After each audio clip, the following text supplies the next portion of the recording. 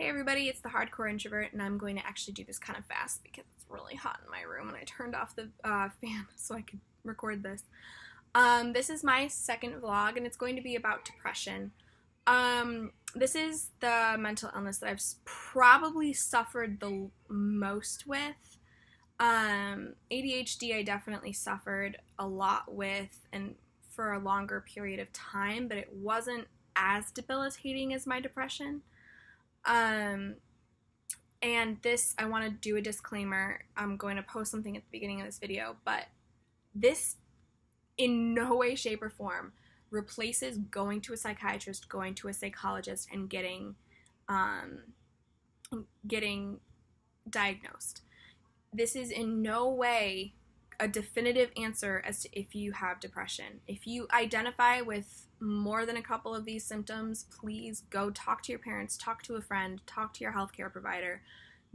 They can help you find or refer you to a psychiatrist or a psychologist who can help you more with the situation.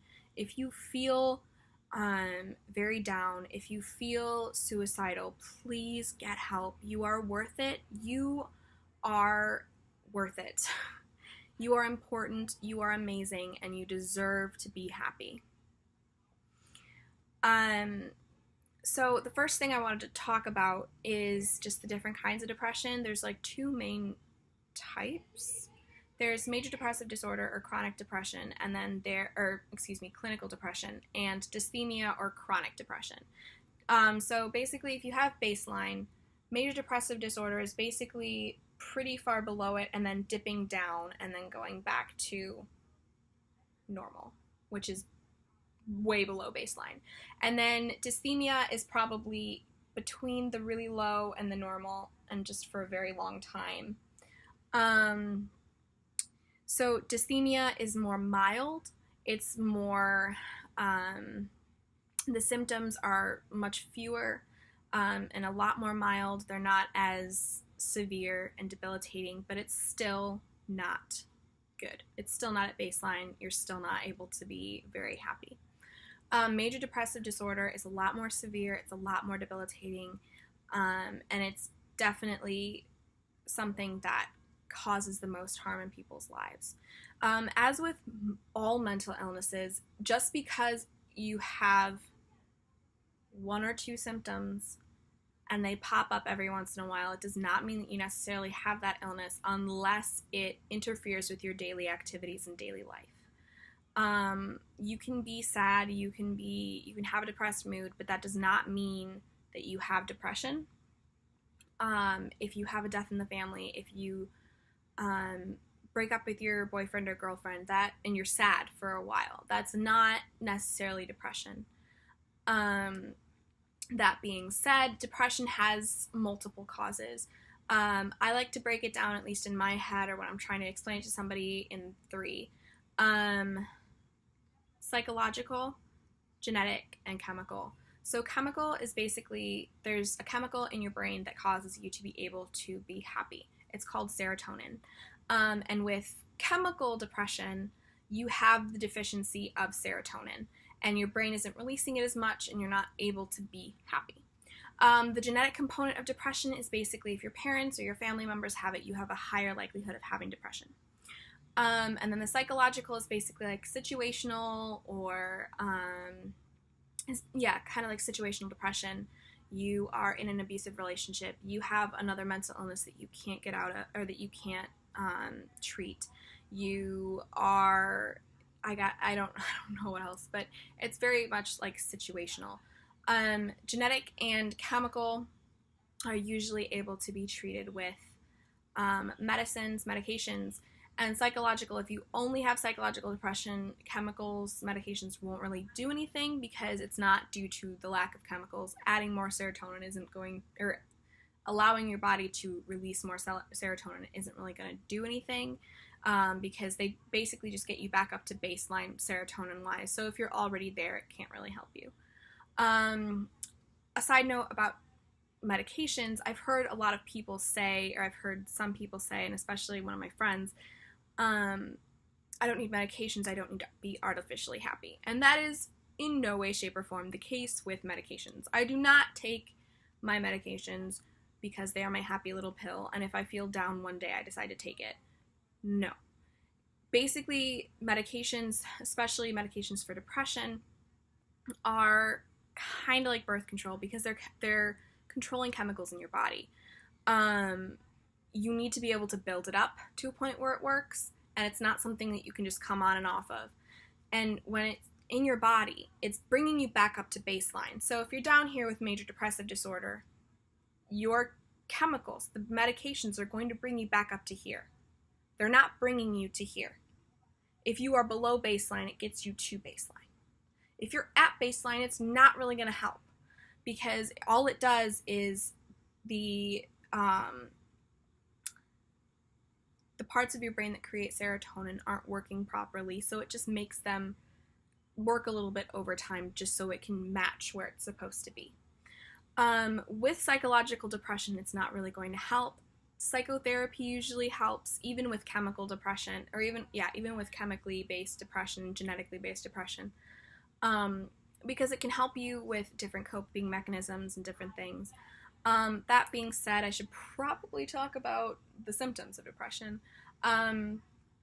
These are mainly the ones that I have experienced. Feeling lonely, even when you are surrounded by a great support system. Lack of joy in your previously enjoyed activities. Like with me, a good gauge as to whether or not my antidepressants are working is if I want to read or write. I am the kind of person that will go through a book in a night. And when I was massively depressed, when I was not on the right medication, I didn't read a book for 2 years. It was devastating for me. And it was finally when I got onto the right medication that I'm on now that I was able to read and write again and have fun with that again. Another symptom is feeling bone tired. I know a lot of my friends that have depression, and myself especially, when I am feeling really, really depressed, I will feel like I have run a marathon, like I have been working nonstop and I just need to rest. I feel bone tired past the point of exhaustion, even if I haven't done anything that day. And it can be really debilitating. There were weeks that I didn't get out of my room. Second semester, freshman year. I just couldn't get the motivation. I was too tired. And it's one of those really, really hard things that you can't get out in front of, because then if you spend all day in your bed, you miss stuff. And if you miss stuff, then you get depressed because you feel like you can't get in front of it. So it's just another cyclical thing, and that's something that's also very symptomatic of depression, just spiraling farther and farther down where you can't just get out in front of it. There are a bunch of other symptoms that I can't remember off the top of my head, and unless I want to interrupt this video to search for some, they are all available online. I would go on to WebMD or NIMH.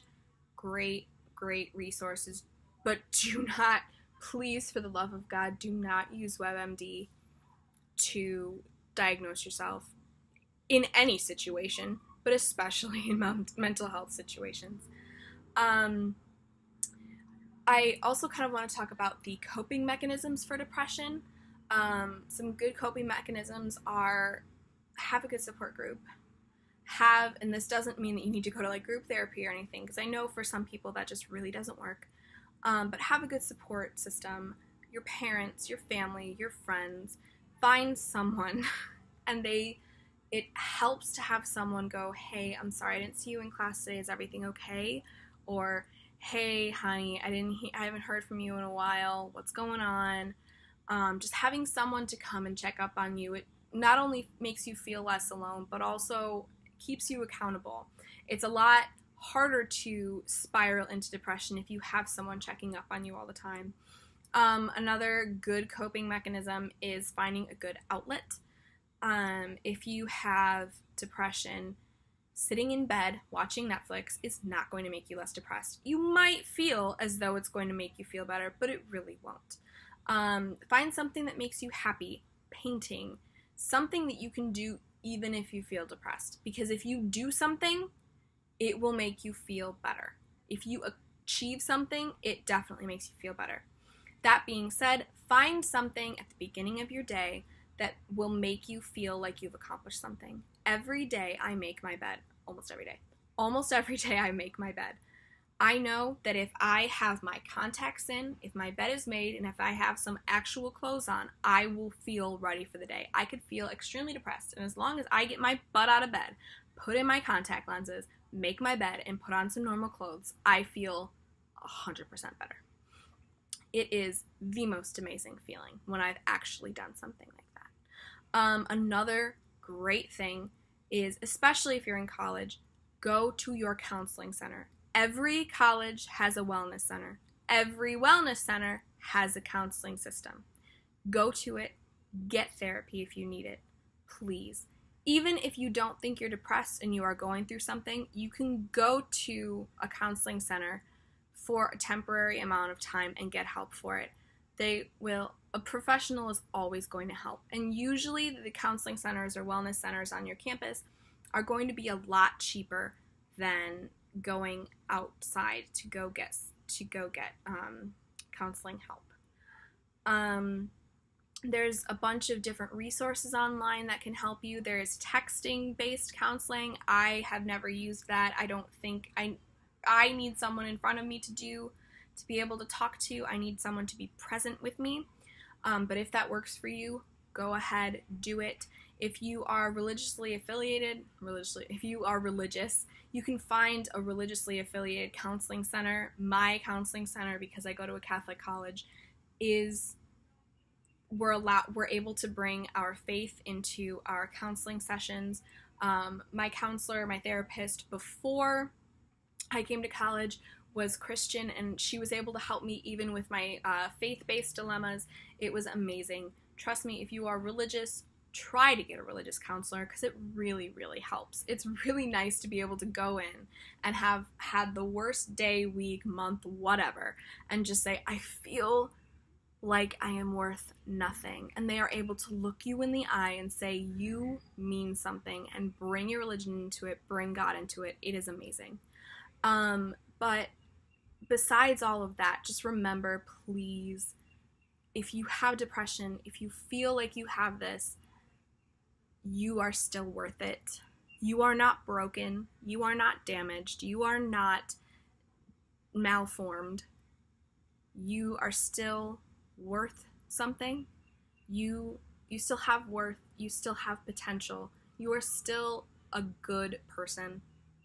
Just remember that even in your darkest day, when your depression says that you are the worst low life possible, you are good, you are amazing, and you are worth it. Until next time, my lovelies, goodbye and God bless.